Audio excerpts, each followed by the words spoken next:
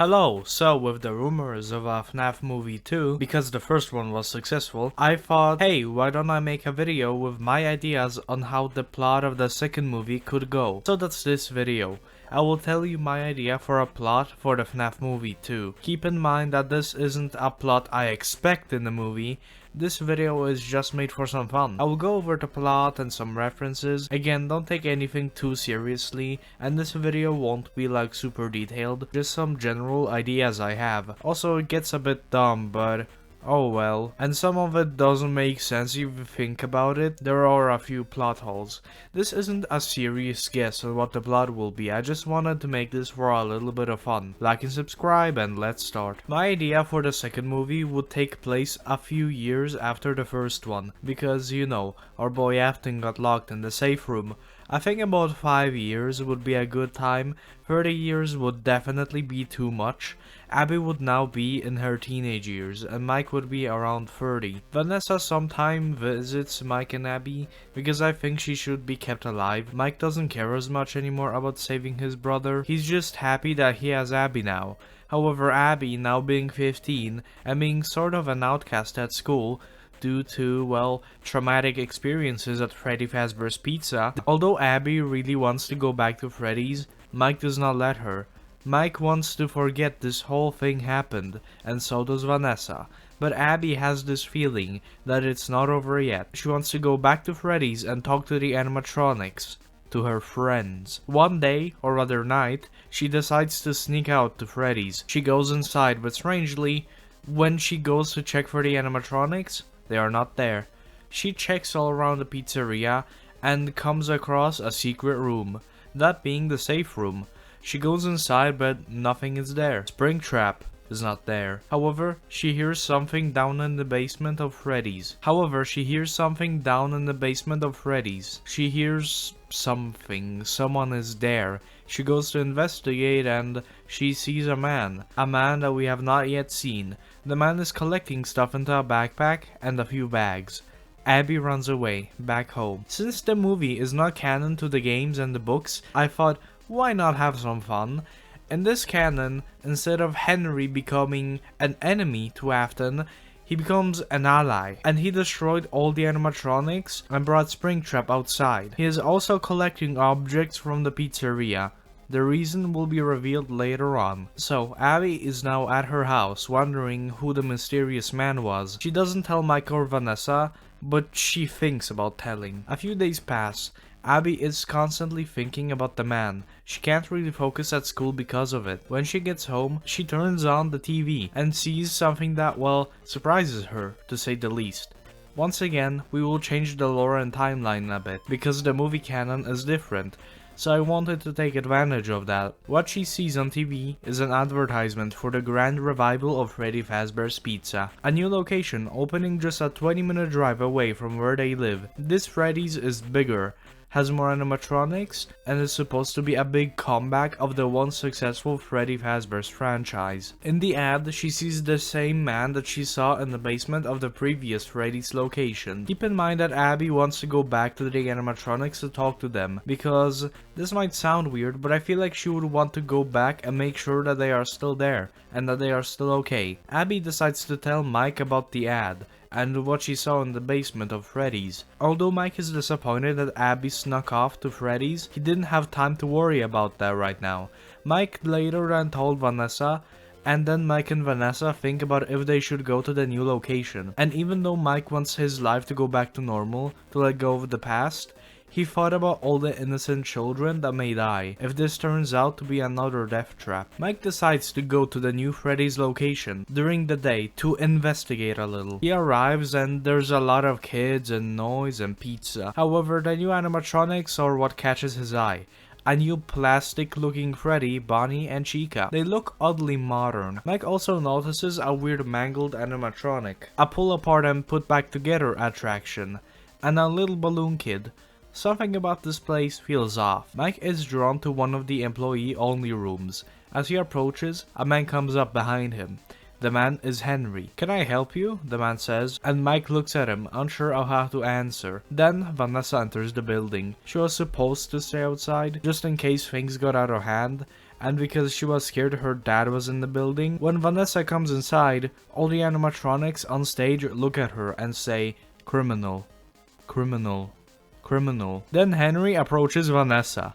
Mike and Vanessa run out and speed out of the parking lot. Then we get a scene of Henry talking to a voice. And that voice is Springtrap's voice, but I don't want his Springtrap design to be revealed just yet, you know. Better to save it for the final confrontation. Henry tells Springtrap about what happened with Vanessa and Mike, that they came to the pizzeria. Yes, I know this is very silly, but I tried my best. Mike and Vanessa know that Springtrap is in the new pizzeria. They think that he programmed the animatronics to spot Vanessa. Mike and Vanessa are afraid they might go after them, so for the greater good and their own safety, they decide to try to stop Springtrap and Henry. Abby insists that she wants to go to the new Freddy's, but Mike does not let her. You know the crew from the first movie? Well, they're dead. Mike does not know how dangerous the pizzeria is, and he does not want to risk his safety. So he decides to send Abby to get some teenagers from her school. Teenagers that would want to break into a pizzeria and get arrested. Abby gets 4 teenagers to tear up the place at night by telling them there's, I don't know, what do teenagers like? Fortnite gift cards? Sure, let's go with Fortnite gift cards. Yeah, we basically do the break-in scene from the first movie, but with the toy animatronics and Mangle. The animatronics all attack the kids. You know, chase scenes, people getting offed by the animatronics, the good stuff. I think a scene would be fitting where one of the teenagers runs away from Mangle. They run into a dark room, they are trying to shine their flashlight, but can't. Suddenly they see Balloon Boy in the darkness, laughing, and the Mangle swoops in. I think that would be pretty cool, a neat reference to how BB loves to steal your batteries. After all the teenagers suffer a tragic fate, Mike knows that the pizzeria is not safe. Yeah, he decided to sacrifice some teenagers. He decides to go in, guns blazing. This time not with electricity, but with fire. That's right, Mike gets a flamethrower. How? Vanessa's got a few lying around. I mean, how else was she supposed to get rid of the corpses? Oh, and also he brings in those prods again, just in case against the animatronics. Mike and Vanessa both go inside the pizzeria, ready to face whatever threat comes their way. But strangely, no one is there. They search around and Mike comes across the parts and service room. He walks in and yep, he sees the broken versions of the animatronics from the previous location. Mike is pretty shocked. But then he sees silhouettes of Toy Chica and Toy Bunny behind him. He turns around and sees both of them staring straight at him. He doesn't fire his flamethrower, however, because well, he's cornered. There is no way out for him. And it wouldn't be that considerate of Vanessa, who is also in the building. There are 2 animatronics, so the prod is unlikely to work. However, we see the withered animatronics get up and try to hold Chica and Bunny back. This allows Mike to flee the parts and service room. We get some more scenes of Vanessa and Abby escaping the animatronics. And yes, Abby is there, she snuck out again. Vanessa manages to shock Toy Freddy to death. That's what you get for being a fat moron. Abby manages to get Mangle tangled up, and Mike throws BB in the dumpster. Why wouldn't he? However, when Springtrap and Henry notice that our protagonist trio is making quick work of the animatronics, they decide to step in. Oh, by the way, earlier the 3 of them set up a trap of flamethrowers with a string, so that it is harder for Springtrap and Henry to see the attack coming. When Springtrap approaches them, he goes on another long speech about how they couldn't stay away. They just had to interfere with their plans. Yada yada. All you had to do was spend 5 nights at Freddy's. Mike pulls the string, setting Springtrap on fire, and quickly the building also catches on fire. Springtrap screams, and our protagonists try to run away, but are stopped by Toy Bunny and Toy Chica, Henry standing behind them. The fire spreads quickly. The animatronics approach them, and they electrocute the animatronics. Then Vanessa and Abby run out, but Mike remains, because Henry was preventing him from leaving by blocking his path. He is also equipped with his own weapons. They quickly begin to fight. Due to his experience of being a security guard and beating up an innocent person in the mall, Mike wins the fight, but the fire has spread across nearly the entire building as they were fighting. Hey, the first Fnaf movie wasn't that realistic either, okay? Mike struggles to leave the building as the exit was now partly covered in fire, and right as Mike was about to make it, the building collapses. Vanessa and Abby run away from the scene, afraid of getting in trouble with the police. However, we later see an injured Mike in the hospital. He looks around, and to the right of him, Henry. They both look at each other in an awkward silence. Both have burn marks and are clearly injured. We don't get to know what happens to Springtrap yet, however there is a camera shot of the Freddy Fazbear's Pizza collapsed. And from the darkness, we see a mysterious man, Doug. And he says, "It's Dugging time."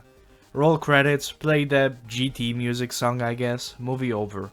No, but really, I feel like nobody big dying is a little of a letdown.